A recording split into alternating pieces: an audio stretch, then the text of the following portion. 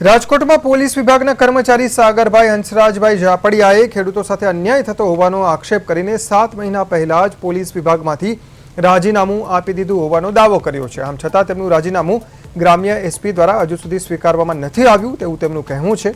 આ મુદ્દે ન્યાયની માંગ સાથે તેમણે રેન્જ આઈજી, ડીજીપી તેમજ રાજ્યના ગૃહ વિભાગ સુધી અનેક રજૂઆતો કરી। આમ છતાં કોઈ યોગ્ય કાર્યવાહી ન થતા અસંતોષ તેમણે વ્યક્ત કર્યો।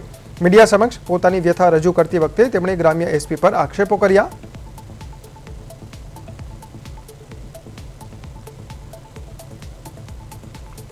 જ્યારે મારા પરિવારના સભ્યો જ્યારે એસપી સાહેબને રજૂઆત કરવા માટે આવેલા કે અમારા દીકરાને પોલીસ ડિપાર્ટમેન્ટમાં નોકરી નથી કરવી, એમને સમાજ સેવા કરવી છે, તો આપ સાહેબ એમનું રાજીનામું સ્વીકારી લ્યો।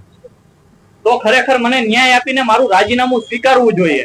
તો મને ન્યાય આપવાને બદલે એસપી સાહેબ દ્વારા મને એવું કહેવામાં આવ્યું, મારા પરિવારને એવું કહેવામાં આવ્યું કે તમારા દીકરાને કયો ચૂપચાપ નોકરી કરે, જો નોકરી નહીં કરે ને ચૂપચાપ તો એમને ખોટા કેસ કરી અને લોકઅપમાં બેસાડી દેશું, એમની જિંદગી બરબાદ કરી નાખશું, એમનું કરિયર જ્યાં ચાલુ નહીં થાય ને એ પહેલા પૂરું કરી દેશું।